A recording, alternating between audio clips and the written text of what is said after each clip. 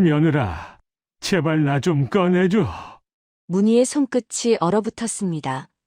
빨랫감 속에 섞여 있던 낡은 속옷 안쪽, 거칠게 꿰맨 실밥을 뜯자 접힌 종이 한 장이 떨어졌습니다.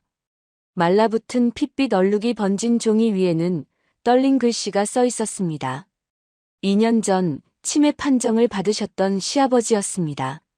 말도 잃고 눈빛도 잃고 벽만 멍하니 바라보던 분이셨습니다. 그런데 자기 이름도 기억 못하던 사람이 글을 적어 보냈다는 겁니다. 문희의 심장이 세게 내려앉았습니다. 도대체 이 요양원 안에는 어떤 진실이 감춰져 있었던 걸까요? 사연 시작 전 구독과 좋아요를 눌러주시고 어디서 듣고 계신지 댓글 남겨주시면 당신의 하루에 작은 기적이 깃들기를 바라겠습니다. 장례식장 복도에는 국화꽃 냄새와 향 연기가 짙게 배어 있었어요.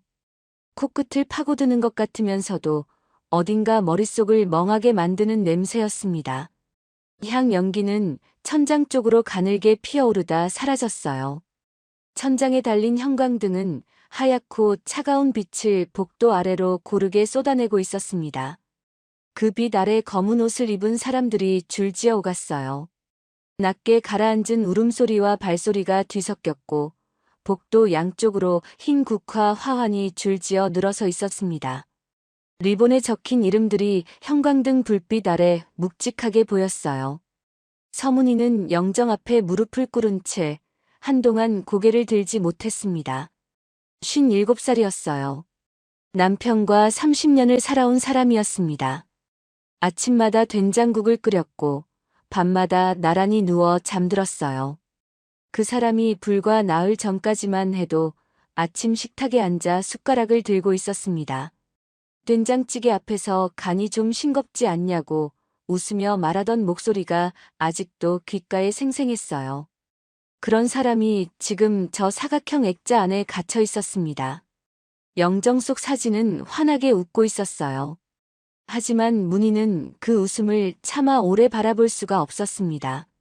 문희의 손이 자꾸만 옆에 놓인 가방 쪽으로 향했어요. 조금 전 남편 유품을 정리하다 발견한 흰 약 봉투가 거기 들어 있었습니다. 봉투 겉면에 볼펜으로 적힌 약 이름은 문희가 한 번도 본 적 없는 것이었어요. 남편이 고혈압 약을 오래 드신 건 문희도 알고 있었습니다. 약통도 늘 식탁 위에 놓여 있었고 매일 아침 챙겨드리는 게 습관이었어요. 하지만 이 봉투 속 약은 달랐습니다. 글자 하나하나가 낯설고 길었어요. 봉투 안을 열어보니 알약이 아직 여러 개 남아 있었습니다. 문희는 핸드폰을 꺼내 검색창에 약 이름을 한 글자씩 입력하기 시작했어요. 바로 그때였습니다. 이리 줘봐요, 올케 언니. 옆에서 손이 뻗어왔어요. 신우이 서연이었습니다. 남편의 여동생이었고 문희보다 10살 아래였어요. 서연은 핸드폰을 자연스럽게 가져가더니 가방에 넣어주며 말했습니다. 장례식장에서 핸드폰은 좀 내려놓으세요. 보기에도 안 좋고요. 핸드폰이 손에서 사라졌어요. 서연은 이미 다른 조문객 쪽으로 걸어가고 있었습니다. 문희는 뒤를 바라봤어요. 검색창에 반쯤 입력되다만 약 이름이 머릿속에 선명하게 남아 있었습니다. 조문객이 끊이지 않았어요. 문희는 자리를 지켰습니다. 고개를 숙이고 인사를 받고 또 고개를 숙였어요. 그러는 동안에도 가방 안 약 봉투가 자꾸만 생각났습니다. 오후가 되었어요. 장례식장 로비 구석에서 낮고 단호한 목소리가 들렸습니다. 사위 최동혁이었어요. 남편의 여동생 서연의 남편이었고 의료재단 행정이사였습니다. 그는 전화기를 귀에 댄 채 복도 구석에 몸을 돌리고 서 있었어요. 부검은 필요 없어요. 가족들이 다 합의했습니다. 문희는 발걸음이 멈췄어요. 부검이라는 단어가 귓속으로 파고들었습니다. 그쪽으로 걸어갔어요. 부검 얘기가 왜 나와요? 가족 합의라고 하셨는데 저는 합의한 적 없어요. 최동혁이 전화를 끊고 문희를 바라봤습니다. 표정이 흔들리지 않았어요. 매형은 심장마비예요. 담당 의사도 확인했습니다. 부검은 고인을 2번 힘들게 하는 거예요. 그래도 왜 당신이 결정해요? 나한테 한마디라도 물어봤어야죠. 최동혁이 낮게 말했어요. 부검까지 가서 좋을 게 뭐 있습니까? 상황도 모르면서. 그리고 돌아섰습니다. 문희는 그 뒷모습을 바라봤어요. 더 말하고 싶었지만 목소리가 나오지 않았습니다. 저녁 무렵이었어요. 조문객이 조금 줄어든 시간이었습니다. 그 혼란 속에서 시아버지가 영정 앞에 홀로 서 있었어요. 83세 노인이었습니다. 2 손을 모은 채 아들의 사진을 바라보고 있었어요. 등이 굽어 있었고 어깨가 떨리고 있었습니다. 자식을 먼저 보내는 아버지의 뒷모습이었어요. 세상에서 가장 무거운 슬픔을 저등으로 버티고 계신 것 같았습니다. 문희는 그 뒷모습이 너무 쓸쓸해서 옆으로 다가가려 했어요. 한참을 그렇게 서 있던 시아버지가 갑자기 휘청거렸습니다. 그러더니 그대로 옆으로 쓰러지셨어요. 넘어지는 속도가 빨랐습니다. 막을 겨를이 없었어요. 아버님! 문희가 달려갔습니다. 하지만 최동혁이 먼저였어요. 어느새 시아버지 옆에 무릎을 꿇고 앉아 부축하면서 주변을 향해 침착하게 말했습니다. 구급차 불러요. 빨리요. 장례식장이 순식간에 술렁였어요. 조문객들이 물러서고 직원들이 뛰어왔습니다. 구급대원들이 들것을 들고 뛰어들어왔을 때 최동혁은 이미 전화기를 귀에 대고 있었어요. 어느 병원으로 이송할지, 누구에게 연락할지 모든 것을 막힘없이 지시했습니다. 오래 준비한 사람처럼 빠르고 정확했어요. 문희는 들것에 실리는 시아버지의 손을 잡으려 했습니다. 그런데 최동혁이 먼저 보호자 서류를 건네받아 서명을 했어요. 문희가 끼어들 틈이 없었습니다. 구급차가 출발했어요. 이송된 병원은 최동혁이 행정이사로 근무하는 의료재단 소속 병원이었습니다. 문희는 택시를 잡아타고 뒤를 따라갔어요. 병원 응급실 복도에 도착했을 때 최동혁과 서연은 이미 안쪽에서 의료진과 얘기를 나누고 있었습니다. 문희는 복도 의자에 앉아 커튼 너머를 바라봤어요. 의사와 간호사가 오가는 발소리가 들렸습니다. 형광등 불빛이 복도를 하얗게 비추고 있었어요. 1시간쯤 지났을까요? 의사가 복도로 나왔습니다. 최동혁 옆에 서서 말했어요. 급속 진행성 치매 가능성이 있습니다. 정밀 검사가 필요합니다. 문희가 자리에서 일어섰어요. 아버님은 어제까지 회사 일을 정리하고 계셨어요. 제가 직접 봤습니다. 갑자기 치매가 어떻게 나와요? 최동혁이 문희를 바라봤습니다. 표정 하나 흔들리지 않았어요. 조용히 말했습니다. 수치는 거짓말을 안 합니다. 그 한마디가 문희의 가슴 한복판에 가시처럼 박혔어요. 반박할 말이 없었습니다. 의사도 의료 기록도 문희 손에 쥐어진 건 아무것도 없었어요. 보호자 명단을 확인했습니다. 거기 문희의 이름은 없었어요. 서연과 최동혁의 이름만 적혀 있었습니다. 항의했지만 서류는 이미 완성된 뒤였어요.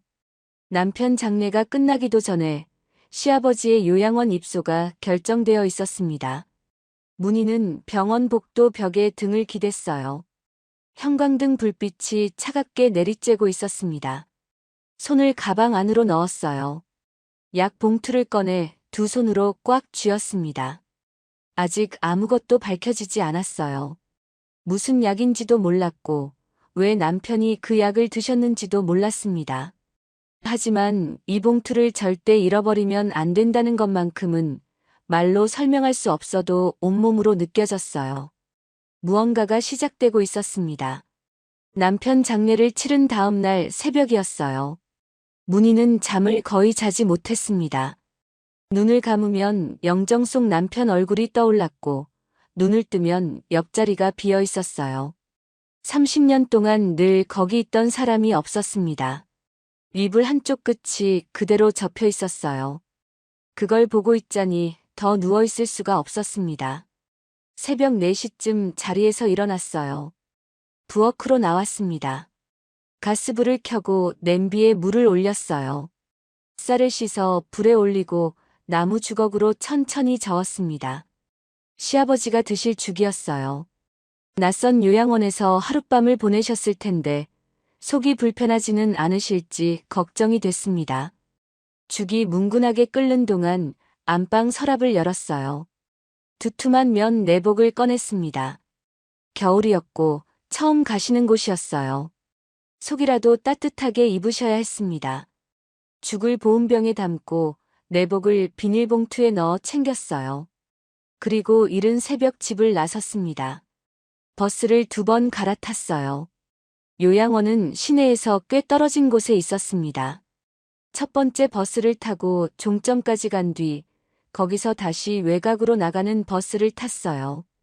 창밖으로 아직 어둠이 남아 있었습니다. 가로등 불빛이 창문에 번졌다 사라졌어요. 문희는 무릎 위에 보온병을 올려놓은 채 바깥을 바라봤습니다. 어제 병원 복도에서 들었던 말들이 머릿속에서 자꾸 되풀이됐어요. 급속 진행성 치매. 빠른 조치 필요. 수치는 거짓말 안 한다. 그 말들이 파도처럼 밀려왔다 물러갔습니다. 요양원 입구에 도착했어요. 해가 막 뜨고 있었습니다. 유리 자동문 안으로 데스크가 보였어요. 직원이 한 명 앉아 있었습니다. 문희가 안으로 들어갔어요. 윤태식 어르신 뵈러 왔어요. 며느리입니다. 직원이 모니터를 확인했습니다. 화면을 위아래로 훑더니 고개를 들었어요. 보호자 명단에 등록이 안 되어 있으세요. 며느리라고요. 어제 아드님 장례를 치렀어요. 죽이라도 갖다 드리려고 왔는데요. 직원은 표정을 바꾸지 않았습니다. 죄송합니다만 등록된 보호자 외에는 면회가 어렵습니다. 등록된 분은 최동영님과 윤서연님 2분이에요. 문희는 데스크 앞에 서서 보온병을 꽉 쥐었어요. 보온병 안에서 온기가 손바닥으로 전해졌습니다. 죽이 아직 따뜻했어요. 더 말하고 싶었지만 직원은 이미 모니터 쪽으로 고개를 돌리고 있었습니다. 문희는 유리문 밖으로 나왔어요. 아침 공기가 얼굴에 차갑게 닿았습니다. 보온병을 가방에 넣었어요. 죽은 식어갈 거였습니다. 그날 오후였어요. 집으로 돌아와 현관 옆 서랍을 열었습니다. 시아버지 댁 여분 열쇠가 있던 자리가 비어 있었어요. 분명 거기 걸어뒀던 건데 없었습니다. 잘못 봤나 싶어 서랍 안을 다 꺼내봤어요. 없었습니다. 혹시 잃어버렸나 싶어 직접 시아버지 댁으로 걸어갔어요. 가지고 있던 여분 열쇠를 꽂아봤습니다. 돌아가지 않았어요. 자물쇠가 바뀌어 있었습니다. 문희는 문손잡이를 한번 당겨봤어요. 꿈쩍도 하지 않았습니다. 언제 바뀐 건지 알 수 없었어요. 아무도 말해준 사람이 없었습니다. 이튿날 아침이었어요. 남편 명의 통장을 처리해야 할 일이 있었습니다. 은행 문을 열고 들어가 번호표를 뽑고 기다렸어요. 창구 직원이 신분증을 확인하고 모니터를 들여다봤습니다. 화면을 보더니 잠깐 멈췄어요. 그리고 조심스럽게 말했습니다. 이 계좌는 접근 권한이 변경되어 있어요. 위임장이 등록된 상태예요. 위임장이요? 제가 한 적이 없는데요. 저희 쪽에서는 누가 등록하셨는지는 말씀드리기가 어렵습니다. 담당 부서로 문의해 보셔야 해요.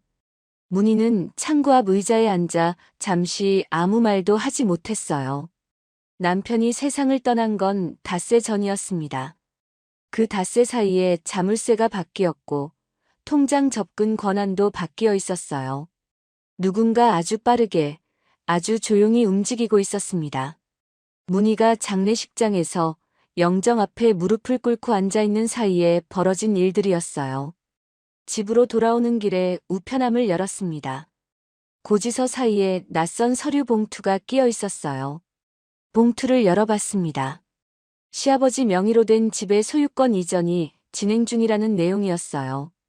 법적 절차에 따라 진행 중이며 관련 당사자에게 고지한다는 문장이 적혀 있었습니다. 날짜를 확인해 봤어요. 장례식을 치르던 날짜였습니다.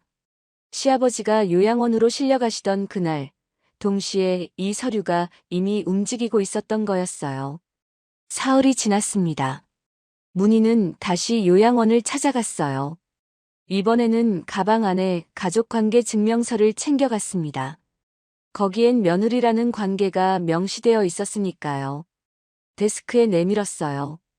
직원이 확인하는 사이 복도 안쪽에서 구두 소리가 들렸습니다. 최동혁이었어요. 짙은 색 양복 차림이었고 표정은 여전히 단단했습니다. 형수님, 여기는 왜 오셨어요? 아버님 뵈러 왔죠. 얼굴이라도 봐야 하지 않겠어요. 최동혁이 서류 봉투를 꺼냈습니다. 진단서와 의사소견서였어요. 지금 면회는 오히려 해가 됩니다. 갑작스러운 자극이 치매를 악화시킬 수 있다고 담당 의사도 얘기했어요. 당분간은 안정이 먼저예요. 아버님이 저를 보시는 게 자극이에요? 30년 가까이 같이 산 며느리가요? 최동혁이 차분하게 그러나 단호하게 말했습니다. 상태가 나아지면 그때 뵐 수 있습니다. 지금은 때가 아니에요. 더 할 말이 없었어요. 직원은 시선을 피했고 최동혁은 이미 돌아서고 있었습니다. 문희는 유리문 밖으로 나와야 했어요. 버스를 탔습니다. 시장 쪽으로 가는 버스였어요. 빈집으로 바로 돌아가고 싶지 않았습니다. 차창에 이마를 기댔어요. 건물들이 스쳐 지나갔습니다. 사람들이 오갔어요. 버스 안에서 옆자리 할머니가 장바구니를 무릎에 올려놓고 앉아 있었습니다. 그 평범한 모습이 오히려 낯설게 느껴졌어요. 세상은 아무렇지 않게 돌아가고 있었습니다. 문희는 가방 안에서 약 봉투를 꺼냈어요. 봉투 겉면을 손가락으로 천천히 짚었습니다. 이름 모를 약이었지만 이걸 놓으면 안 된다는 생각이 다시 한번 선명해졌어요. 면회는 막혔습니다. 열쇠도 바뀌었고 통장도 막혔어요. 집 명의도 이미 움직이고 있었습니다. 닷새 사이에 벌어진 일들이었어요. 조용하고 빠르게 문희가 남편 곁을 지키고 있는 사이에 누군가 착착 진행해 놓은 일들이었습니다. 시장 정류장에서 버스가 섰어요. 문희는 자리에서 일어났습니다. 약 봉투를 가방 깊숙이 넣고 버스에서 내렸어요. 골목 안으로 발걸음을 옮겼습니다. 아직 어디로 가야 할지 몰랐어요. 하지만 멈출 수는 없었습니다. 시장 골목으로 발이 향한 건 어쩌면 자연스러운 일이었어요. 집으로 돌아가도 남편이 없었습니다. 시아버지 댁 자물쇠는 바뀌어 있었어요. 면회는 막혔고 통장도 막혔습니다. 갈 곳이 없는 사람에게 남은 건 움직이는 것뿐이었어요. 문희는 며칠을 시장 골목을 오가며 빈 가게를 들여다봤습니다.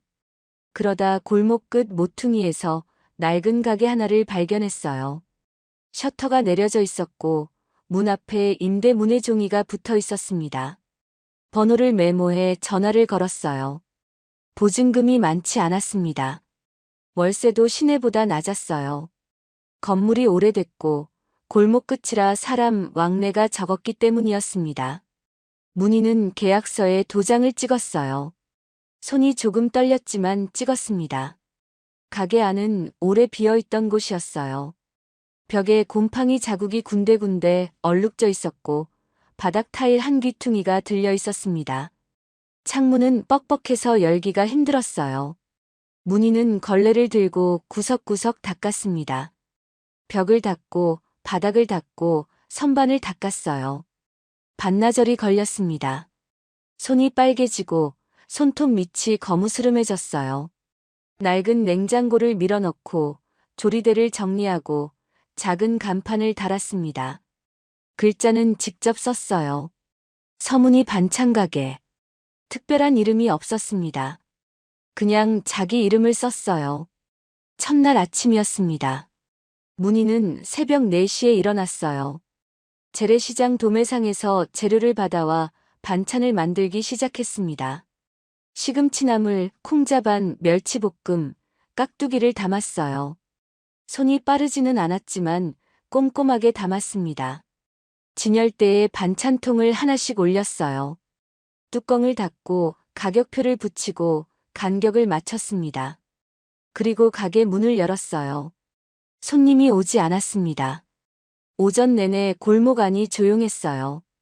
간간히 장을 보러 가는 사람들이 골목 입구를 지나쳤지만 안으로 들어오지 않았습니다.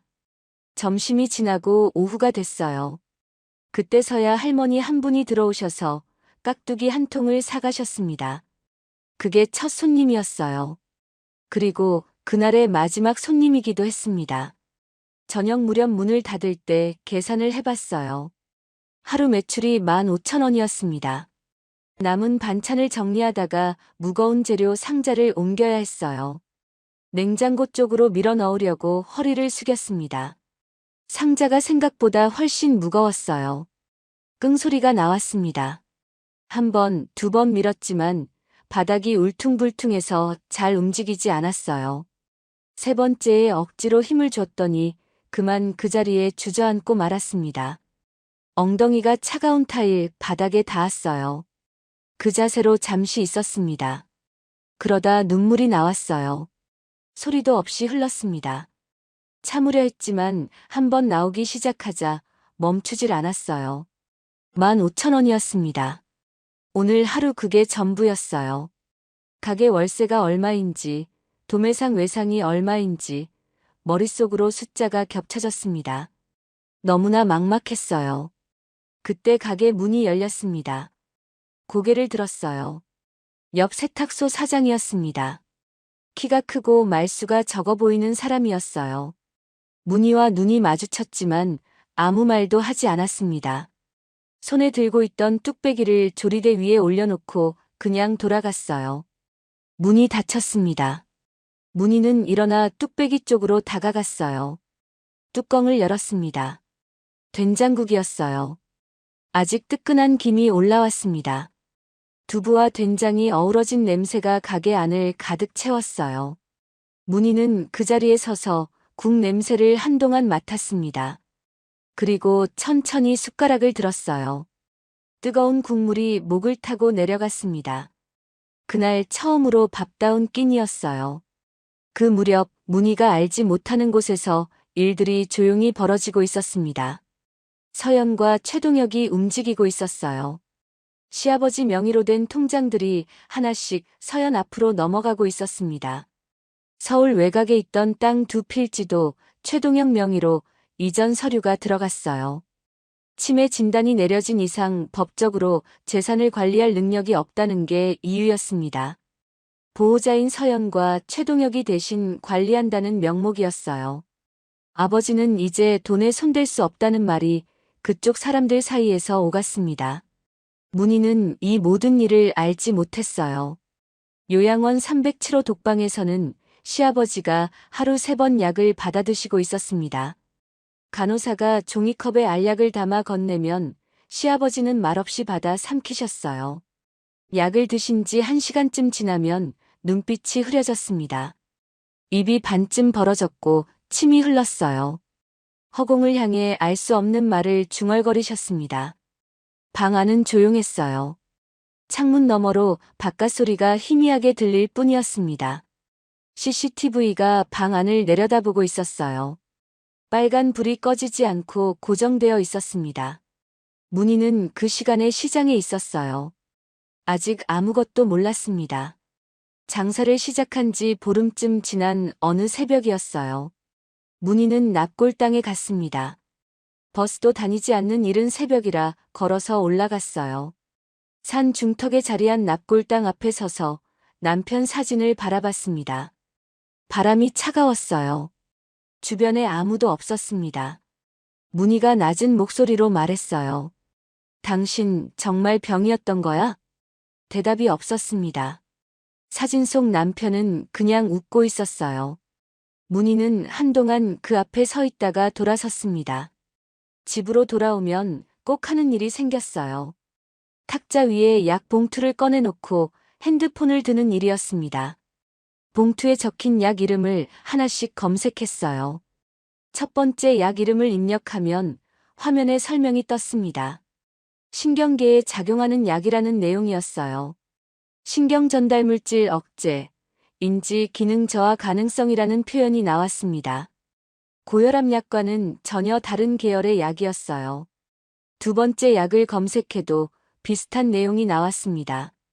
장기 복용 시 주의가 필요하다는 문구도 있었어요. 문의는 검색 결과를 노트에 옮겨 적었습니다. 모르는 단어는 따로 적어서 또 검색했어요. 낯선 성분 이름들이 쌓였습니다. 뭔 뜻인지 다 이해하진 못했지만 이 약들이 보통 사람이 먹는 약이 아니라는 건 느껴졌어요. 새벽 2시가 넘어서야 핸드폰을 내려놓았습니다. 창밖은 어두웠어요. 형광등 불빛 아래 노트가 펼쳐져 있었습니다. 적어둔 단어들이 눈에 들어왔어요. 의심이 커지고 있었습니다. 처음에는 가느다란 실처럼 작은 의심이었어요. 하지만 밤마다 검색을 거듭할수록 그 실이 조금씩 굵어졌습니다. 아직 확신은 없었어요. 하지만 그냥 넘길 수 없다는 것만큼은 분명해지고 있었습니다. 그렇게 2해가 흘렀어요. 문희의 손은 처음보다 훨씬 거칠어져 있었습니다. 매일 새벽 찬물에 재료를 씻고 뜨거운 냄비를 맨손으로 들다 보니 손가락 마디마디가 굵어졌어요. 손톱 밑에는 늘 양념 자국이 배어 있었고 손등은 겨울마다 트고 갈라졌습니다. 하지만 가게는 버텨내고 있었어요. 단골이 늘었고 이른 아침이면 골목 안쪽까지 된장 냄새와 참기름 냄새가 퍼졌습니다. 겨울이 깊어진 어느 저녁이었어요. 해가 일찍 지는 계절이라 오후 5시만 넘어도 골목이 어두컴컴해졌습니다. 문희는 남은 반찬을 랩으로 싸서 냉장고에 밀어넣고 셔터를 내리려던 참이었어요. 손을 뻗어 셔터 손잡이를 막 잡으려는 순간 옆 세탁소 문이 열렸습니다. 세탁소 사장이었어요. 2해를 나란히 가게를 열고 닫으면서도 긴 이야기를 나눈 적은 많지 않았습니다. 아침에 문 열면 고개 한 번, 저녁에 셔터 내리면 또 고개 한 번이 전부였어요. 그런 그가 이날은 문희 쪽으로 천천히 걸어오더니 목소리를 낮게 깔고 말했습니다. 우리 가게에 근처 요양원 세탁물이 들어오는데 노인 속옷에 피가 자꾸 묻어나와요. 한 번도 아니고 계속. 이상하지 않소? 문희가 손을 멈추고 그를 바라봤어요. 어느 요양원이에요? 세탁소 사장이 요양원 이름을 말했습니다. 그 순간이었어요. 문희의 손이 덜덜 떨렸습니다. 2해 전 시아버지가 실려가신 바로 그 요양원이었어요. 세탁소 사장은 비닐봉투를 문희 손에 쥐어주고는 가게 안으로 들어가 버렸습니다. 문희는 봉투를 들고 가게 안으로 들어왔어요. 불을 끄지 못한 채 의자에 털썩 앉았습니다. 봉투를 무릎 위에 올려놓고 천천히 열어봤어요. 흰면 속옷이었습니다. 안쪽에 붉게 번진 자국이 선명하게 남아있었어요. 오래된 얼룩이 아니었습니다. 최근 것이었어요. 문희는 그 자국에서 눈을 뗄 수가 없었습니다. 골목 바깥에서 바람 소리가 들렸어요. 형광등 불빛이 차갑게 내리쬐고 있었습니다. 문희는 천장을 올려다봤어요. 한동안 그 자리에서 움직이지 못했습니다. 그러다 오래된 기억이 떠올랐어요. 어린 시절이었습니다. 보육원 긴 복도 끝에 희미한 전구 하나가 켜져 있었고 문희는 혼자 그 복도를 걷고 있었어요. 왼쪽에도 오른쪽에도 손을 잡아줄 사람이 없었습니다. 발소리만 복도에 울렸어요. 세상에 자기 편이라고는 아무도 없던 그 시절이었습니다.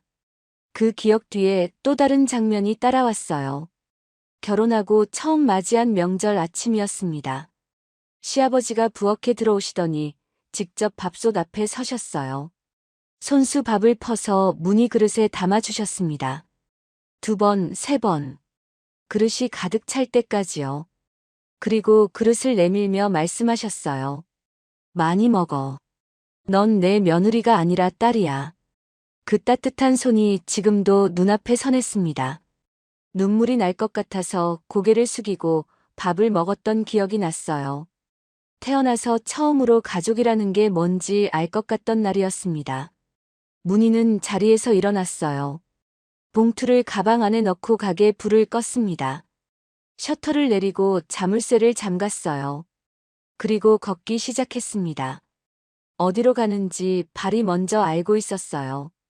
버스를 타고 요양원 앞에 내렸습니다. 밤이 되어 건물 안불빛만 남아 있었어요. 문희는 입구 앞에 섰습니다. 자동문 너머로 데스크 직원의 뒷모습이 보였어요. 2해 전 이 앞에서 쫓겨나던 날이 떠올랐습니다. 발이 떨어지지 않았어요. 한참을 그렇게 서 있다가 고개를 들었는데 입구 옆 게시판에 종이 한 장이 붙어 있었습니다. 코팅도 안 된 흰 종이였어요. 볼펜으로 쓴 글씨가 눈에 들어왔습니다.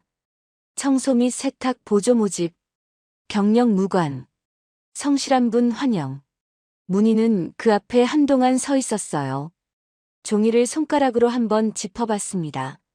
그리고 돌아서서 집으로 걸어갔어요. 며칠 뒤였습니다. 문희는 딸 지은을 불렀어요. 지은은 30 초반이었고 어머니 가게를 가끔 도와주던 아이였습니다. 가게 안작은 탁자에 마주 앉아 문희가 말했어요. 엄마 잠깐 자리를 비워야 할 것 같아. 지은이 눈을 크게 떴습니다. 어디 가시냐고 얼마나 가시냐고 물었어요. 문희는 자세한 말을 하지 않았습니다. 그냥 가야 할 때가 생겼다고만 했어요. 지은은 한동안 어머니 얼굴을 바라보더니 조용히 고개를 끄덕였습니다. 문희는 가게 열쇠를 지은의 손에 쥐어줬어요. 이 가게는 내 아버지가 남긴 거야. 꼭 지켜. 지은이 열쇠를 두 손으로 받았습니다. 아무 말도 하지 않았어요. 그냥 꼭 쥐고 있었습니다. 그날 밤부터 문희는 과거를 지우기 시작했어요. 주민등록 이전 신청을 했습니다. 이름을 바꾸기로 결심한 거였어요. 휴대전화 번호도 바꿨습니다. 오래 쓰던 신용카드도 해지했어요. 최동혁과 서연이 자신을 찾을 수 있는 흔적들을 하나씩 없애나갔습니다. 시간이 걸렸어요. 며칠에 걸쳐 하나씩 처리했습니다. 새 이름으로 이력서를 썼어요. 손글씨로 썼습니다. 이름칸에 낯선 글자를 적으면서 손이 잠깐 멈췄어요. 서문희가 아닌 다른 이름이었습니다. 어색했어요. 하지만 다시 펜을 들었습니다. 이력서를 다 쓰고 나서 문희는 화장실 거울 앞에 섰어요.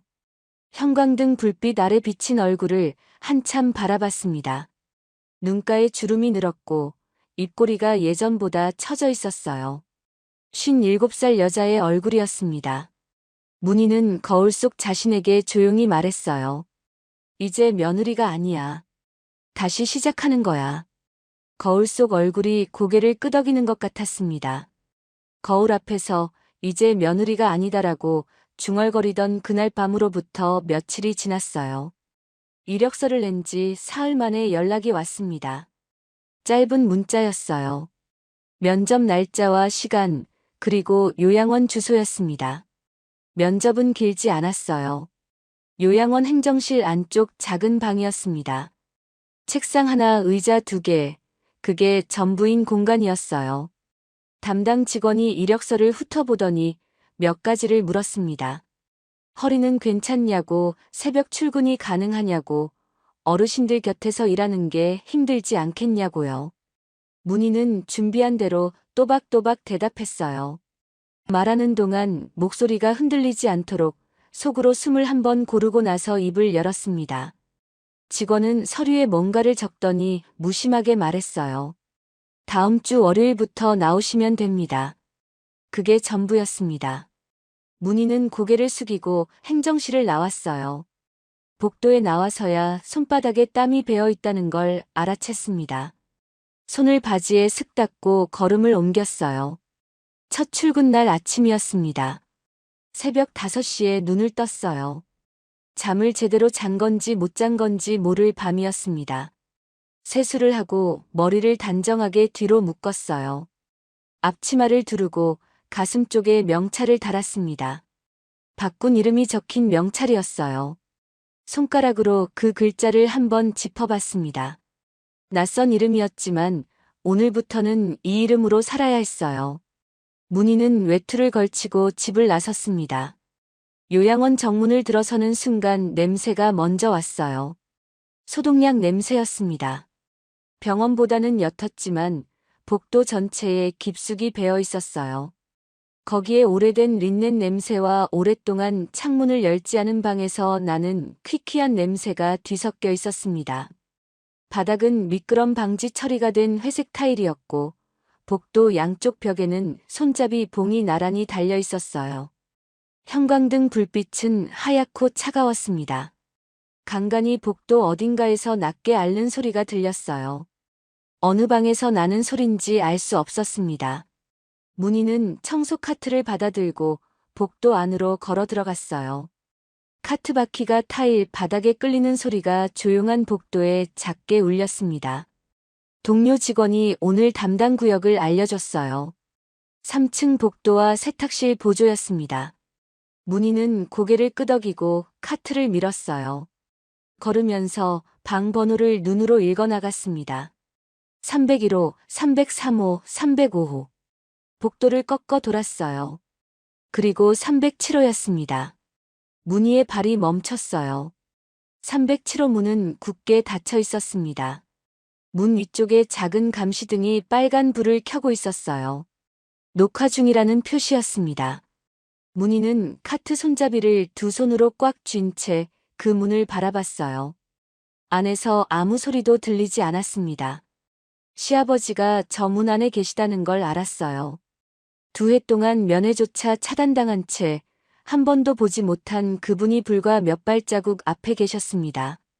문희는 천천히 심호흡을 했어요. 아직은 때가 아니었습니다. 카트를 다시 밀었어요. 그날 오후였습니다. 약 투약 시간이 되자 간호사 한 명이 작은 트레이를 들고 복도를 지나갔어요.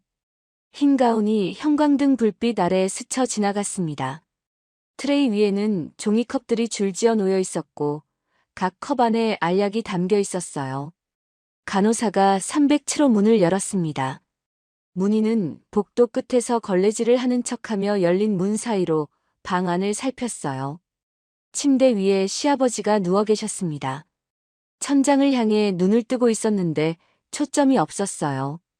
입이 반쯤 벌어져 있었고 입가에 침이 흘러내려 있었습니다. 2해 전보다 훨씬 야위어 계셨어요. 볼이 깊이 꺼져 있었고 손등에는 링거 자국이 여러 군데 남아 있었습니다. 간호사가 침대 옆에 서서 아무 말 없이 종이컵을 내밀었어요. 시아버지는 천천히 손을 들어 컵을 받았습니다. 알약을 입에 넣고 물을 마셨어요. 간호사는 빈 컵을 받아들고 나오면서 문을 닫았습니다. 딸깍 하는 소리가 복도에 작게 울렸어요. 문희는 걸레를 짜는 척하며 고개를 숙였습니다. 저렇게 누워 계신 분이 2해 전만 해도 회사 서류를 직접 챙기시고 며느리가 차려드린 밥상에서 반찬 맛을 꼼꼼히 평하시던 분이었어요. 문희는 입술을 꾹 깨물었습니다. 이틀이 더 지났어요. 문희의 청소구역이 바뀌었습니다. 307호 복도가 포함되어 있었어요. 문희는 아무렇지 않은 척 카트를 밀고 307호 앞에 섰습니다. 문을 살짝 두드리고 열었어요. 시아버지는 오늘도 침대에 누워 계셨습니다. 천장을 보고 있었고 입이 벌어진 채 알 수 없는 말을 작게 중얼거리고 있었어요. 문희는 방 안으로 들어와 걸레를 바닥에 대고 천천히 밀었습니다. 문 위쪽 CCTV에 빨간 불이 깜빡이지 않고 고정되어 있었어요.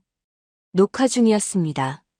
문희는 그 불빛을 눈끝으로 확인하면서 침대 쪽으로 조금씩 다가갔어요. 걸레를 짜는 척 몸을 낮췄습니다. 시아버지의 얼굴이 가까워졌어요. 2해 만이었습니다. 주름이 더 깊어져 있었고 볼이 많이 꺼져 있었어요. 문희는 숨을 죽이고 아주 작게 거의 입모양만으로 속삭였습니다. 아버님. 그 순간이었어요. 시아버지의 눈동자가 아주 미세하게 흔들렸습니다. 천장을 향해 고정되어 있던 시선이 아주 조금, 정말 아주 조금 문희 쪽으로 움직였어요. 1초도 채 안 되는 순간이었습니다. 하지만 문희는 똑똑히 봤습니다. 저 눈이 살아있다는 것을, 저 안에 아버님이 온전히 계신다는 것을 알아챘어요. 걸레를 쥔 손이 멈췄습니다. 손끝이 떨렸어요.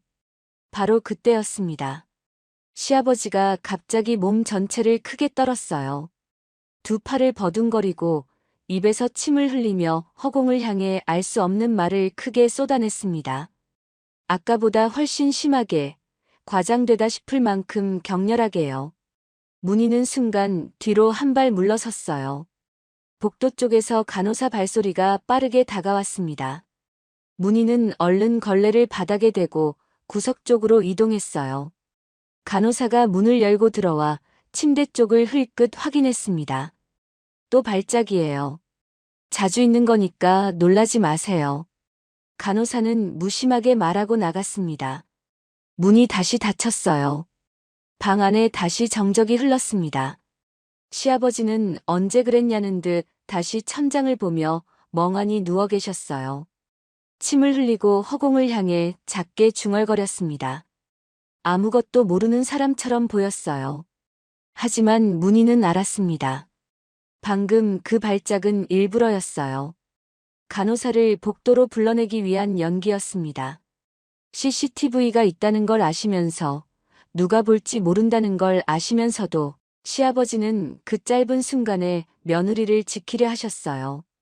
2해 동안 혼자 저 방 안에서 존엄을 내려놓고 치매 환자인 척 버티면서 그래도 살아계셨던 겁니다. 문희는 카트를 끌고 방을 나왔어요. 복도에 나와 걸음을 옮기면서 손등으로 눈가를 꾹 눌렀습니다. 울면 안 됐어요. 여기서 울면 안 됐습니다. 아직 해야 할 일이 남아 있었으니까요. 요양원에서 일한 지 열흘이 지났어요. 문희는 매일 아침 5시에 일어나 요양원으로 출근했습니다. 청소 카트를 밀고 걸레질을 하고 세탁물을 분류했어요. 같은 일을 반복하면서도 머릿속은 한시도 쉬지 않았습니다. 307호를 지날 때마다 시아버지 눈동자가 떠올랐어요. 그 미세한 떨림이 살아있다는 그 신호가 잠들기 전에도 눈앞에 아른거렸습니다. 어느 오전이었어요. 세탁실 보조 배정을 받은 날이었습니다. 세탁실은 지하에 있었어요. 형광등 2개가 천장에 달려 있었고 세탁기 돌아가는 소리가 쉬지 않고 울렸습니다. 문희는 세탁이 끝난 옷가지들을 꺼내 분류하는 작업을 맡았어요. 어르신들 이름이 적힌 태그를 확인하면서 종류별로 나눠 바구니에 담는 일이었습니다. 한참 분류를 하던 중이었어요. 손에 잡힌 속옷 하나가 눈에 걸렸습니다. 낡은 흰면 속옷이었어요. 다른 것들과 별로 다를 게 없어 보였는데 손가락으로 만져보니 안쪽 박음질이 유독 두꺼운 느낌이 났습니다. 일반 속옷 박음질은 이렇게 두껍지 않았어요. 문희는 주변을 한번 살폈습니다. 세탁실 안에 혼자였어요. 세탁기 소리가 크게 울리고 있었습니다. 문희는 손톱 끝으로 박음질 실을 살살 건드렸어요. 실이 풀리기 시작했습니다. 천 안쪽에 뭔가가 끼워져 있었어요. 조심스럽게 실밥을 조금 더 뜯었습니다. 그러자 작은 종이 조각 하나가 툭 떨어졌어요. 구겨진 종이였습니다. 얇고 작았어요. 누군가 오랫동안 접어 숨겨뒀던 것처럼 접힌 자국이 깊었습니다. 종이 한쪽에 붉은 자국이 번져 있었어요. 문희는 천천히 종이를 펼쳤습니다. 떨리는 손이었어요. 거기에 글씨가 적혀 있었습니다. 힘이 없어 삐뚤삐뚤한 글씨였어요. 며느라, 제발 나 좀 꺼내줘. 문희는 그 자리에서 굳었습니다. 세탁기 소리가 귓속으로 파고드는 것 같았어요. 손이 덜덜 떨렸습니다. 종이를 쥔 손가락에 힘이 들어갔다가 빠졌어요. 시아버지가 쓰신 글씨였습니다. 2해 동안 저 방 안에서 혼자 이걸 쓰시고 접으시고 속옷 박음질 안에 꿰매 넣으셨던 거였어요. CCTV에 찍히지 않을 방법은 그것뿐이었을 테니까요. 세탁물에 숨겨야만 바깥으로 나올 수 있다는 걸 아셨던 겁니다. 문희는 종이를 앞치마 안쪽 주머니에 깊이 넣었어요. 그리고 세탁기 앞으로 걸어갔습니다. 손으로 세탁기 뚜껑을 짚고 서 있었어요. 눈물이 나오려는 걸 억눌렀습니다. 여기서는 안 됐어요. 세탁실 구석에 화장실이 있었습니다. 문희는 천천히 걸어가 문을 잠갔어요. 변기 뚜껑을 내리고 그 위에 앉았습니다. 앞치마 주머니에서 종이를 꺼내 다시 펼쳤어요. 며느라, 제발 나 좀 꺼내줘. 그 글씨를 다시 읽었습니다. 한 번, 두 번. 눈물이 흘렀어요. 소리는 내지 않았습니다. 입술을 꽉 깨물고 두 손으로 얼굴을 감쌌어요. 세탁기 돌아가는 소리가 벽 너머에서 들렸습니다. 그 소리가 오히려 다행이었어요. 바깥에서 안이 들리지 않을 테니까요. 얼마나 그렇게 있었는지 몰랐습니다. 10분쯤 지났을 거였어요. 문희는 천장을 올려다보며 숨을 가다듬었습니다. 눈가를 손등으로 닦고 자리에서 일어났어요. 거울 앞에서 얼굴을 확인했습니다. 눈이 빨개져 있었어요. 찬물로 얼굴을 몇 번 씻었습니다. 그리고 화장실 문을 열고 나왔어요. 다시 세탁물 바구니 앞에 섰습니다. 손이 아직 조금 떨렸지만 움직였어요. 그날 저녁 청소구역 배정표를 확인했습니다. 야간 청소 명단에 307호가 들어있었어요. 문희의 이름 옆에요. 문희는 카트를 끌고 3층으로 올라갔습니다. 복도는 낮보다 더 조용했어요. 면회 시간이 끝난 뒤라 오가는 사람이 없었습니다. 형광등 불빛만 복도를 하얗게 비추고 있었어요. 307호 앞에 섰습니다. 문 위쪽 감시등이 빨간 불을 켜고 있었어요. CCTV는 지금도 돌아가고 있었습니다. 문을 두드리고 열었어요. 간호사가 침대 옆에 서서 시아버지에게 약을 먹이고 있었습니다. 문희가 들어오자 간호사가 힐끗 돌아봤어요. 청소 왔다고 하자 간호사는 다시 시아버지 쪽을 보며 종이컵을 내밀었습니다. 시아버지는 천천히 알약을 받아 삼켰어요. 간호사가 빈 컵을 들고 일어서며 무심하게 말했습니다. 오늘은 얌전히 있네요. 간호사가 방을 나갔어요. 문이 닫혔습니다. 방 안에 문희와 시아버지 단둘이 남았어요. 문희는 카트에서 걸레를 꺼내 물에 적셨습니다. 천천히 바닥을 닦기 시작했어요. 문희 CCTV가 방 안을 내려다보고 있었습니다. 창문 밖 복도에서 간호사의 그림자가 지나갔어요. 문희는 그 그림자를 눈끝으로 확인했습니다. 그리고 침대 쪽으로 다가가며 걸레를 짜는 척 몸을 낮췄어요. 시아버지의 얼굴과 가까워졌습니다. 입이 반쯤 벌어진 채 허공을 보고 계셨어요. 문희는 아주 작게 숨소리보다 조금 더 크게 속삭였습니다. 아버님, 저예요. 그 순간이었어요. 시아버지의 눈동자가 미세하게 흔들렸습니다. 아주 조금, 정말 아주 조금 문희 쪽으로 시선이 움직였어요. 살아있다는 신호였습니다. 문희의 손이 걸레를 쥔 채 멈췄어요.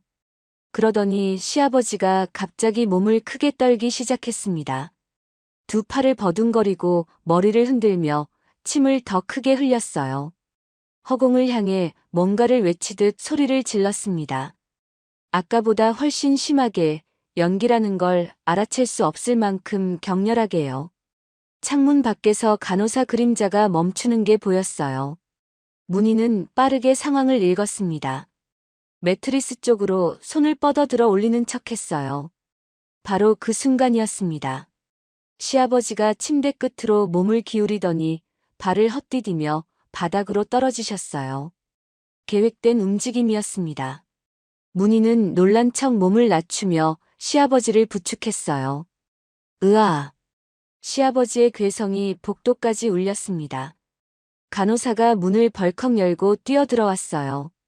문희는 시아버지를 안아 일으키는 척 몸을 기울였습니다. 그 짧은 순간이었어요. 시아버지의 떨리는 손이 문희 앞치마 안쪽을 스쳤습니다. 뭔가 작고 딱딱한 것이 손바닥에 닿았어요. 접힌 수첩이었습니다. 문희는 그것을 앞치마 안쪽으로 밀어 넣었어요. 눈 깜짝할 사이에 일어난 일이었습니다. 간호사가 시아버지를 침대에 눕히며 말했어요. 또 발작이에요. 이분 이러실 때 건드리지 마세요. 무심한 목소리였습니다. 간호사는 시아버지 상태를 간단히 확인하고 나갔어요. 방 안이 다시 조용해졌습니다. 문희는 남은 청소를 마치고 방을 나왔어요. 카트를 끌고 복도를 걸었습니다. 세탁실 옆 화장실로 들어가 문을 잠갔어요. 앞치마 안쪽에서 수첩을 꺼냈습니다. 작고 낡은 수첩이었어요. 표지가 달아있었고 모서리가 접혀 있었습니다. 손이 떨렸어요. 문희는 천천히 첫 장을 넘겼습니다. 날짜가 적혀 있었어요. 날짜 옆에 약 이름이 적혀 있었습니다. 그 옆에 투약 시간, 그리고 복용 후에 나타난 증상이 빼곡하게 적혀 있었어요. 글씨가 고르지 않았습니다. 어떤 날은 글씨가 크고 또렷했고, 어떤 날은 삐뚤삐뚤하고 힘이 없었어요. 약 기운이 남아있을 때 쓰신 것과 조금 깨어있을 때 쓰신 것이 섞여 있었습니다. 페이지를 넘겼어요. 어느 날짜 옆에 짧은 메모가 있었습니다. 정우 쓰러진 날, 같은 약. 문희의 손이 멈췄어요. 남편이 쓰러진 날이었습니다. 시아버지는 그날 남편에게 투약된 약 이름을 기억하고 계셨어요. 그리고 자신이 요양원에서 받은 약과 같은 계열이라는 것을 적어두셨습니다. 그 아래에 또 한 줄이 있었어요. 고혈압 환자 치명적 성분. 다음 페이지에는 최동혁과 서연의 통화 내용 일부가 메모되어 있었습니다. 날짜와 시간까지 적혀 있었어요. 시아버지는 그 통화를 직접 들으셨거나 누군가를 통해 전해 들으신 내용을 기록해 두신 거였습니다. 2해 동안 온몸이 약에 절어가면서도 정신이 조금이라도 맑을 때마다 이 수첩에 적어오신 거였어요. 마지막 장을 넘겼습니다. 거기에는 단 한 줄만 적혀 있었어요. 며느라, 네가 올 줄 알았다. 문희는 그 자리에서 무릎이 꺾였습니다. 변기 뚜껑 위에 주저앉아 수첩을 가슴에 꼭 안았어요. 소리가 나왔습니다. 참으려 했지만 나왔어요. 세탁기 소리가 벽 너머에서 들렸고 그 소리에 묻혀 문희는 혼자 울었습니다. 2해였어요. 시아버지는 2해 동안 치매 환자인 척 존엄을 내려놓고 연기하셨습니다. 침을 흘리고 허공을 보며 중얼거리고 발작을 일으키는 척하면서 그 안에서 혼자 증거를 모으고 지키셨어요. 속옷 박음질 안에 쪽지를 꿰매 숨기신 것도 수첩을 앞치마에 밀어 넣으신 것도 다 살아남기 위한 것이었습니다. 며느리가 올 것을 믿으셨기 때문이었어요. 문희는 수첩을 앞치마 안쪽에 깊이 넣었습니다. 그리고 자리에서 일어났어요. 찬물로 얼굴을 씻고 거울을 봤습니다. 눈이 퉁퉁 부어 있었어요. 하지만 표정은 달라져 있었습니다. 이제 단순한 의심이 아니었어요. 싸워야 할 진실이 손안에 있었습니다. 수첩을 손에 쥔 날부터 문희는 잠을 제대로 자지 못했어요. 밤마다 수첩을 펼쳐 읽었습니다. 시아버지가 날짜별로 적어두신 약 이름들을 손가락으로 짚어가며 읽었어요. 글씨가 고른 날이 있었고 힘이 없어 알아보기 어려운 날이 있었습니다. 약 기운이 조금 빠진 맑은 순간에 쓰신 것과 손이 떨리는 상태에서 억지로 눌러 쓰신 것이 뒤섞여 있었어요. 그 글씨 하나하나가 얼마나 힘든 시간이었는지를 고스란히 말해주고 있었습니다. 남편 유품에서 나온 흰 약 봉투를 다시 꺼냈어요. 수첩에 적힌 약 이름과 봉투에 적힌 약 이름을 나란히 놓고 비교했습니다. 글자 하나하나를 천천히 맞춰봤어요. 완전히 같은 이름은 아니었지만 앞부분 철자가 비슷했습니다. 같은 계열일 수도 있다는 생각이 머릿속을 떠나질 않았어요. 하지만 문희는 약을 전혀 모르는 사람이었습니다. 비슷해 보인다는 느낌만으로는 아무것도 할 수가 없었어요. 이걸 읽어낼 수 있는 사람이 필요했습니다. 그 무렵이었어요. 반찬가게 알바생 김민준이 일을 시작한 지 2달이 넘어가고 있었습니다. 26살이었고 약학대학 본과에 다니고 있었어요. 수업이 끝나는 저녁 시간에만 가게 일을 도왔습니다. 말이 많지 않은 편이었고 시키는 일은 군소리 없이 했어요. 반찬통을 닫고 재료를 다듬고 마감 뒤 청소까지 꼼꼼하게 하는 아이였습니다. 문희는 그저 성실한 알바생이라고만 생각하고 있었어요. 어느 저녁이었습니다. 가게 문을 닫은 뒤 문희가 구석 탁자에 앉아 수첩을 들여다보고 있었어요. 약 이름들을 종이에 다시 옮겨 적으면서 뭔가 단서를 찾으려 애쓰고 있었습니다. 그때 청소를 마친 민준이 가방을 챙기다가 탁자 위에 펼쳐진 수첩을 힐끗 봤어요. 지나치려다 발을 멈췄습니다. 사장님, 혹시 약 이름 찾으세요? 문희가 고개를 들었어요. 민준이 조심스럽게 다가왔습니다. 수첩을 가리키며 말했어요. 제가 약학과 다니거든요. 혹시 궁금하신 거 있으시면 찾아봐 드릴 수 있어요. 문희는 잠시 민준을 바라봤습니다. 한참을 망설였어요. 이 일을 누군가에게 말하는 순간 되돌릴 수 없다는 걸 알았습니다. 하지만 혼자서는 더 이상 나아갈 수가 없었어요. 문희는 천천히 수첩과 약 봉투를 민준 앞으로 밀었습니다. 이 약이 치매약이 맞는지 확인해 줄 수 있어요? 치매 환자한테 쓰는 약인지. 민준이 수첩을 받아들었어요. 페이지를 천천히 넘기며 약 이름들을 읽어 내려갔습니다. 읽는 속도가 점점 느려졌어요. 미간이 조금씩 좁아지는 게 보였습니다. 문희는 그 표정을 놓치지 않았어요. 민준이 약 봉투도 함께 들어 앞뒤를 꼼꼼히 살폈습니다. 수첩의 어느 페이지와 봉투를 번갈아가며 비교했어요. 한참을 말없이 들여다보더니 탁자에 내려놓으며 조용히 말했습니다. 치매 치료에 쓰는 약 이름은 따로 있어요. 이건 그 계열이 아니에요. 문희가 몸을 앞으로 당겼어요. 그럼 어떤 약이에요? 신경인지 억제 계열이에요. 쉽게 말하면 뇌에서 신호를 주고받는 걸 억제하는 약이에요. 치매를 낫게 하는 약이 아니라 오히려 반대 방향으로 작용해요. 정상적인 사람한테 이걸 오래 많이 먹이면 기억력이 흐려지고 판단력이 떨어지기 시작해요. 시간이 지나면 치매랑 거의 구분이 안 될 만큼 비슷한 증상이 나타날 수 있어요. 문희는 말이 나오지 않았습니다. 손이 무릎 위에서 천천히 쥐어졌어요. 그러면 치매가 아닌 사람한테 이걸 먹이면 치매처럼 보이게 만들 수 있다는 거예요? 민준이 천천히 고개를 끄덕였습니다. 그리고 남편 유품 봉투를 다시 들었어요. 이 봉투에 있는 약은 수첩에 있는 것과 완전히 같은 약은 아니에요. 근데 같은 계열이에요. 비슷한 방식으로 몸에 작용해요. 고혈압이 있는 분한테 이 계열 약을 고용량으로 쓰면 혈압이 갑자기 떨어질 수 있어요. 심장에 큰 부담이 오고요. 남편의 영정 사진이 떠올랐습니다. 환하게 웃고 있는 그 얼굴이요. 갑작스러운 심장마비라는 말을 들었던 복도가 떠올랐어요. 문희는 천천히 눈을 감았다가 다시 떴습니다. 이런 약을 처방할 수 있는 사람이 누구예요? 민준이 잠깐 생각하는 표정이었어요. 그러다 입을 열었습니다. 원래는 의사 처방이 있어야 하는 약이에요. 근데 저 작년에 병원 행정 인턴을 한 학기 했거든요. 실습 때 배운 건데요. 의료재단 규모면 처방 코드 시스템이 있어요.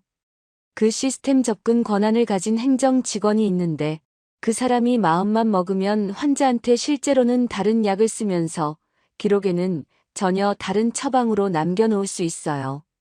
입력 권한만 있으면 기록은 얼마든지 맞춰 만들 수 있거든요. 외부에서는 들여다볼 방법이 없으니까 알아채기가 굉장히 어렵습니다. 문희는 최동혁을 떠올렸어요. 의료재단 행정이사였습니다. 시아버지가 실려간 병원, 치매 진단이 내려진 병원, 그 모든 것이 그가 근무하는 재단 소속이었어요. 처방 기록에 접근할 수 있는 사람이 있다면 그것은 최동혁이었습니다. 민준이 수첩을 조심스럽게 문희 앞에 내려놓으며 물었어요. 이거 어디서 나온 거예요? 문희가 대답했습니다. 제 시아버지가 2년 동안 요양원 독방에서 직접 기록하신 거예요. 치매 환자인 척 연기하시면서요. 민준이 잠시 말이 없었어요. 수첩을 내려다봤습니다. 삐뚤삐뚤한 글씨들, 힘이 빠진 날과 또렷한 날이 뒤섞인 그 페이지들을 가만히 바라봤어요. 그리고 다시 문의를 받습니다. 제가 성분 분석 자료 정리해 드릴게요. 학교 도서관에서 관련 논문도 뽑을 수 있어요.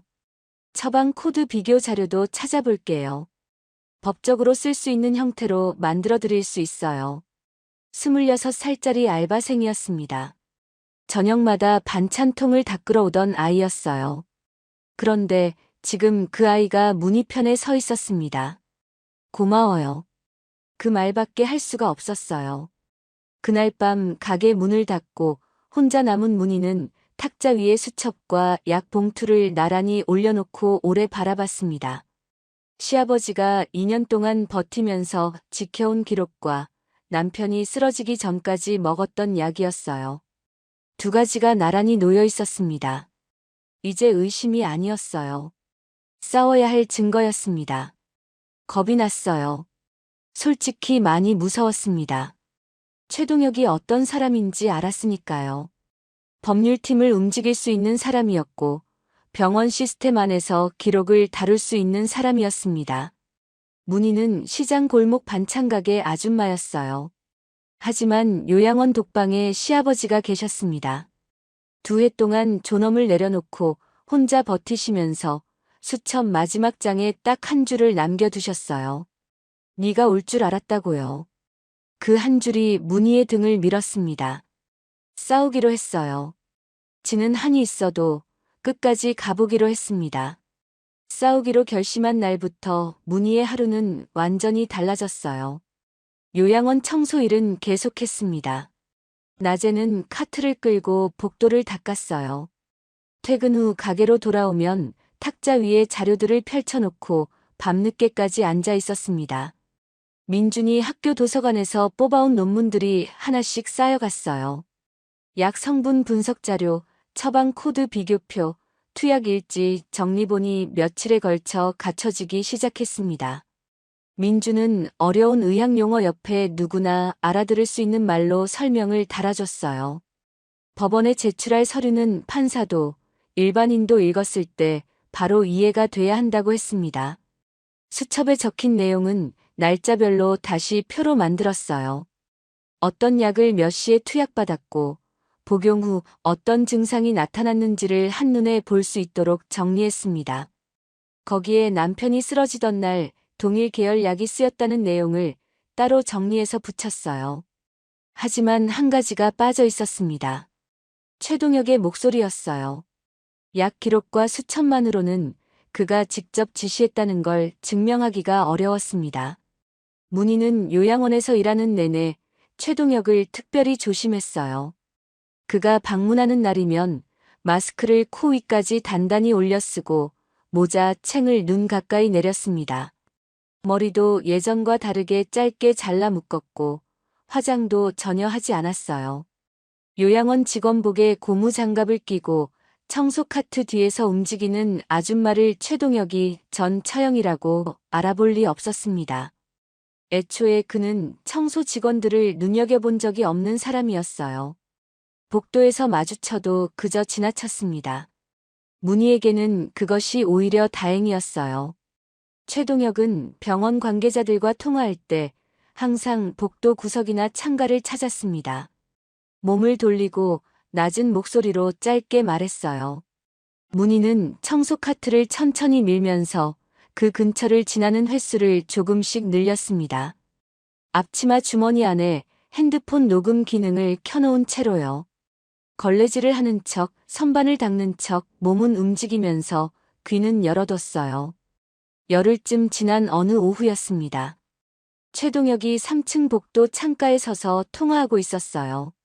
창밖으로 햇볕이 들어오고 있었고 그는 창을 등지고 서 있었습니다. 문희는 복도 끝에서 카트를 세우고 걸레를 짜는 척했어요.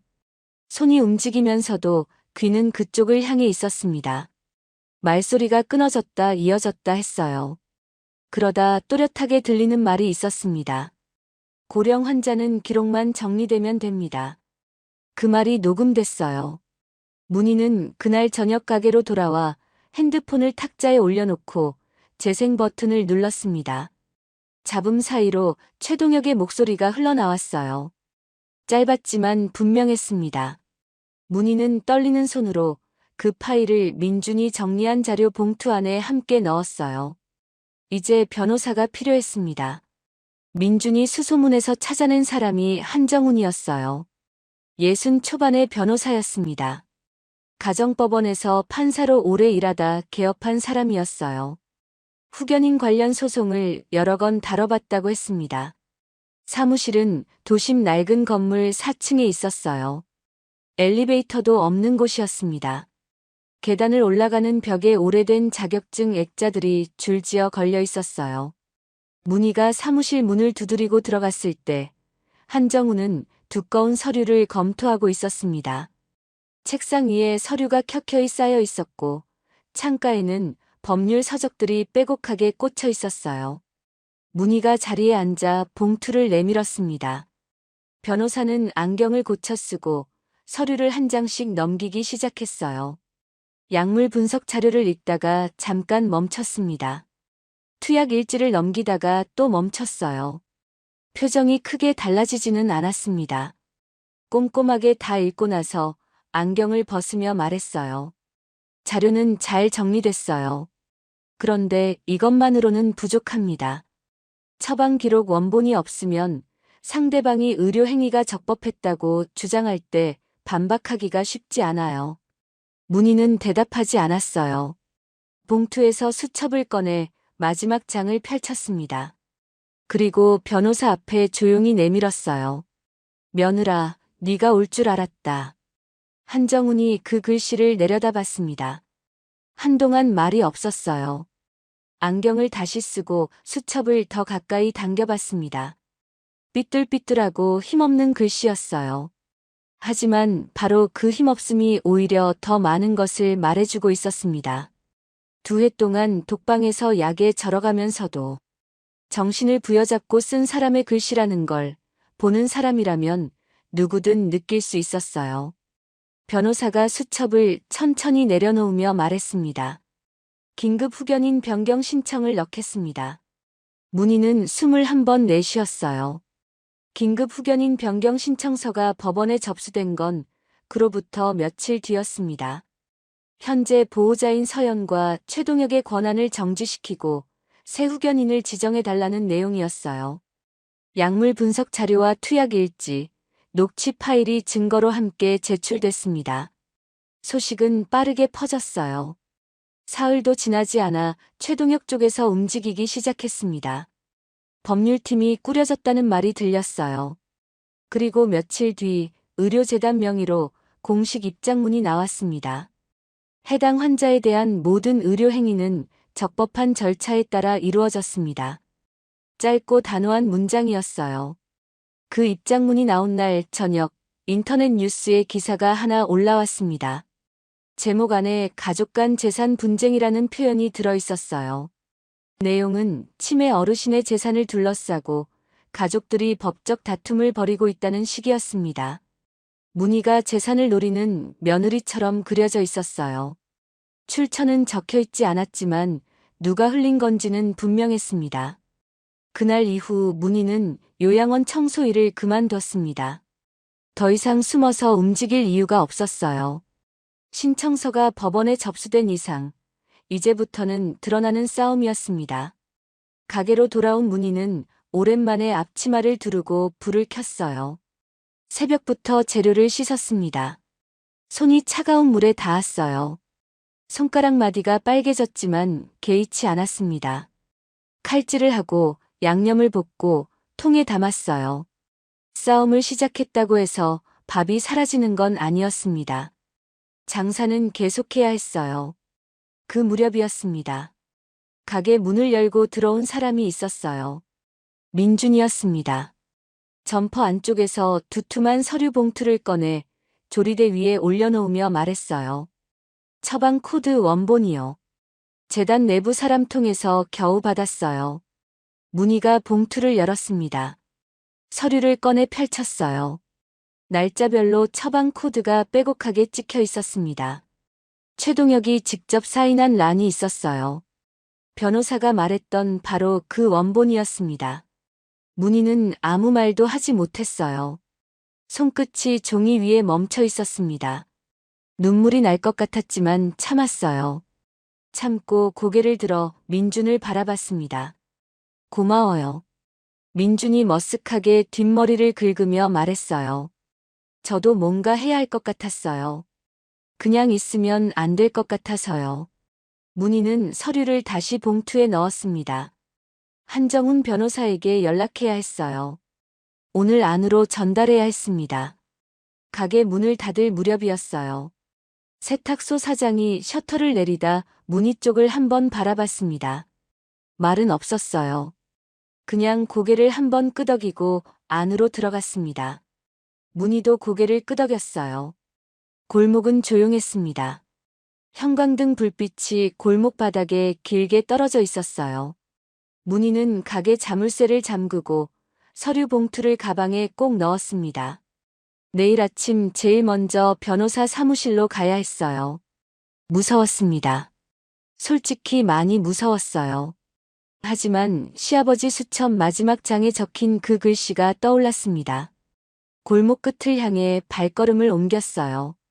멈추지 않았습니다. 긴급 후견인 변경 신청서가 법원에 접수됐다는 소식은 시장 골목을 타고 빠르게 퍼졌어요. 며칠 사이에 가게 앞이 눈에 띄게 한산해졌습니다. 아침마다 들르던 단골 할머니가 오지 않았어요. 골목 안쪽 미용실 원장도 발길이 뜸해졌습니다.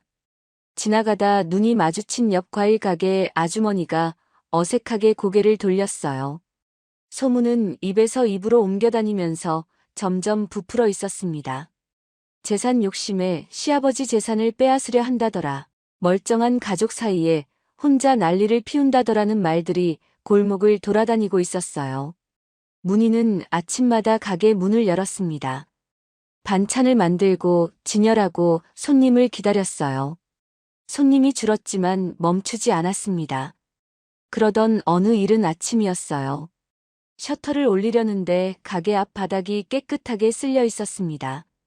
간밤에 바람이 세게 불어 골목 여기저기에 쓰레기가 날렸는데 문희 가게 앞만 깨끗했어요. 빗자루 자국이 선명하게 남아 있었습니다. 고개를 드니 옆 세탁소 셔터가 올라가는 소리가 들렸어요. 세탁소 사장이 안으로 들어가고 있었습니다. 뒤를 돌아보지 않았고 아무 말도 하지 않았어요. 문희도 아무 말 하지 않았습니다. 그냥 고개를 한번 숙였어요. 그것으로 충분했습니다. 밤이 되면 어김없이 골목 어귀에 검은 차가 세워졌어요. 번호판 앞에 종이가 붙어 있었습니다. 불을 끄고 세워져 있다가 자정이 넘으면 사라졌어요. 익명 문자도 왔습니다. 발신자 표시가 없는 번호였어요. 괜히 일 키우지 말라는 내용이었습니다. 문희는 그 문자도 봉투에 넣어뒀어요. 바로 그 무렵이었습니다. 요양원에서 멀지 않은 한 카페, 안쪽 구석자리에서 최동혁과 서연이 마주 앉아 있었어요. 바깥에서는 들여다볼 수 없는 자리였습니다. 두 사람은 목소리를 낮게 깔고 이야기를 나눴어요. 최동혁이 서류 봉투를 꺼내 서연 앞에 밀었습니다. 동남아 재활센터 계약 마무리됐어. 서명만 하면 돼. 서연이 서류를 훑어보며 물었어요. 거기 가면 아버지 어떻게 되는 거야? 최동혁이 낮게 말했습니다. 그 나이에 이국 땅에서 혼자야. 말도 안 통하고 면회 올 사람도 없어. 자연스럽게 죽는 걸로 깔끔하게 정리되는 거지. 서연이 잠깐 펜을 멈췄어요. 그러나 잠시뿐이었습니다. 곧 서류에 서명을 했어요. 자연스럽게 정리된다는 말이 무슨 뜻인지 모를 리가 없었습니다. 말도 통하지 않는 낯선 나라에 83 노인을 혼자 두는 거였어요. 면회 올 사람도 없고 상태를 확인할 사람도 없는 곳이에요. 그곳에서 조용히 생을 마감하도록 내버려 두겠다는 뜻이었습니다. 재산 문제가 말끔히 정리되도록요.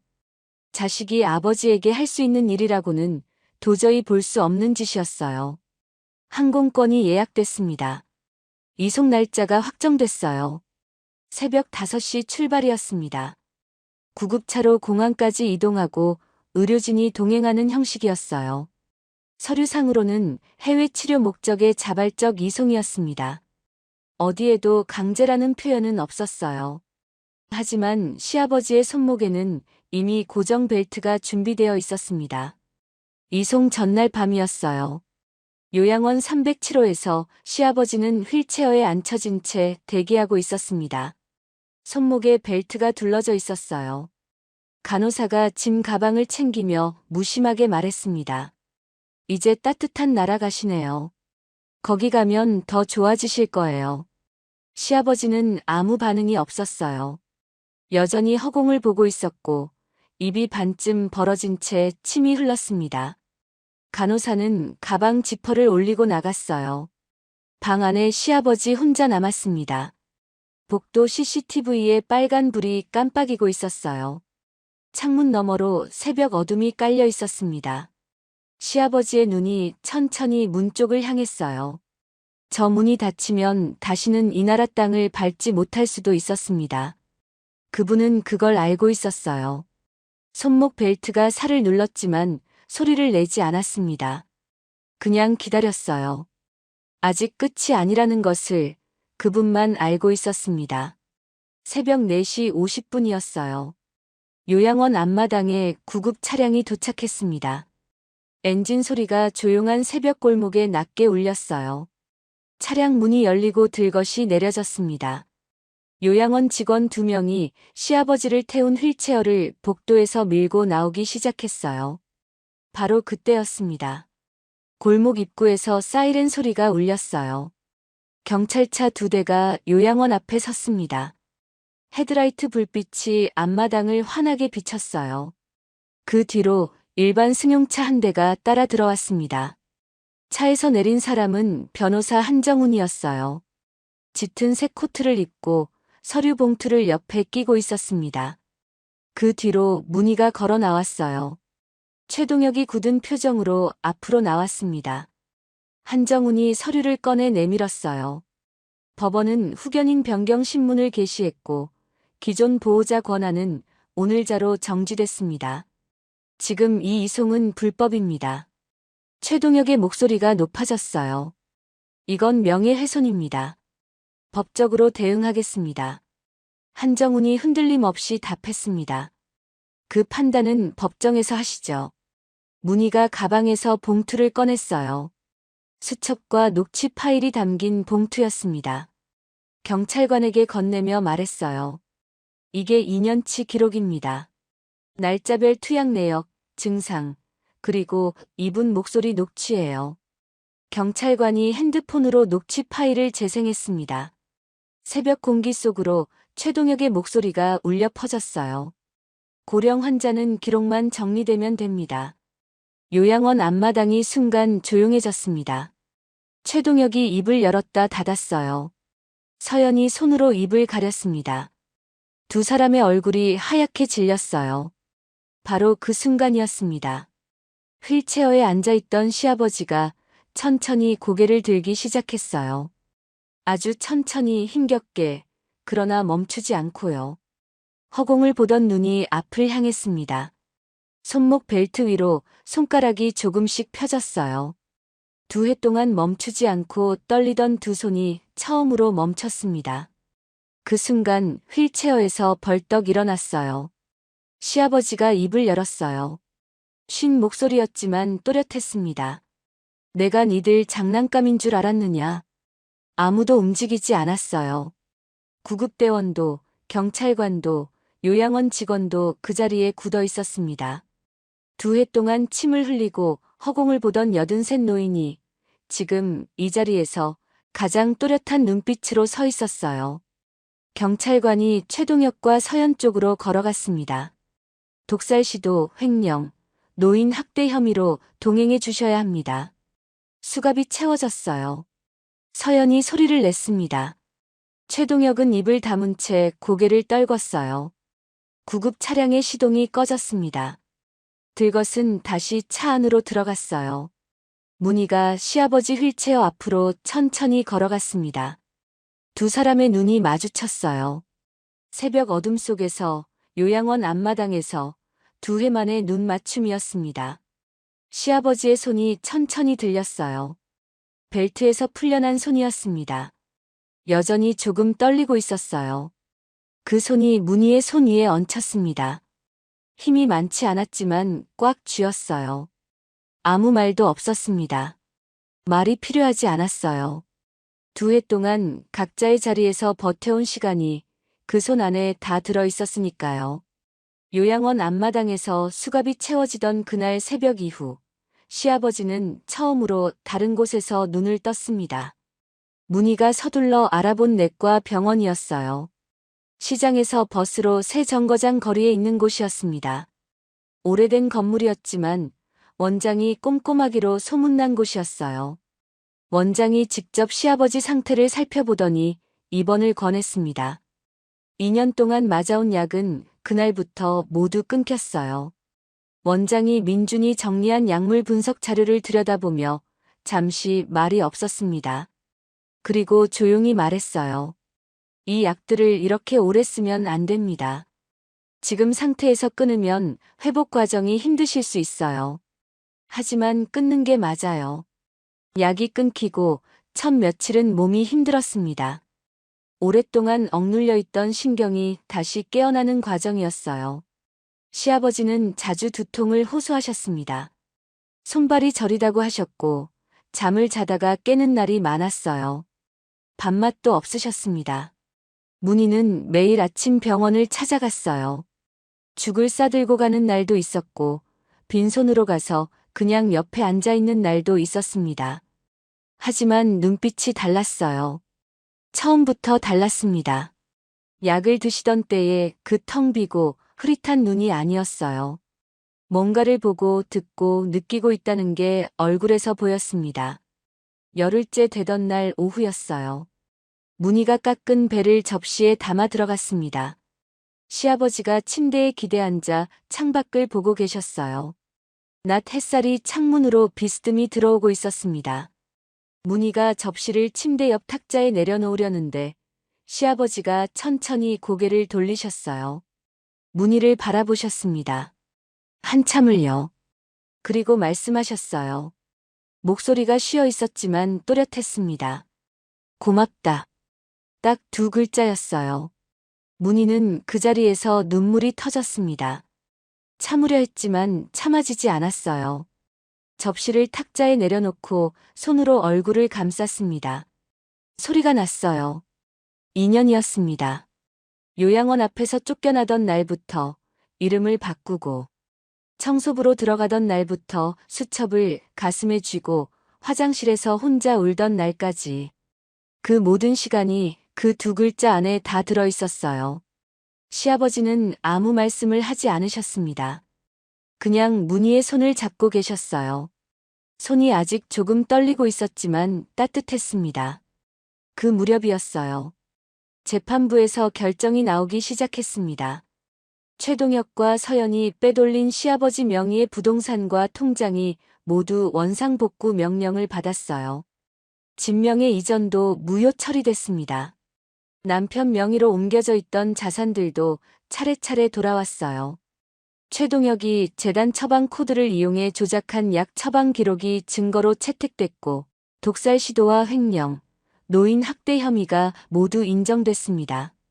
법원이 선고를 내리던 날 문희는 방청석에 앉아 판사의 목소리를 들었어요. 귀에 들어오는 것 같으면서도 실감이 나지 않았습니다. 두 해 동안 혼자 버텨온 시간이 이렇게 끝나는구나 싶었어요. 변호사 한정훈이 법원 복도에서 문희에게 서류를 건네며 말했습니다. 다 돌아왔어요. 아버님 재산도 남편분 재산도요.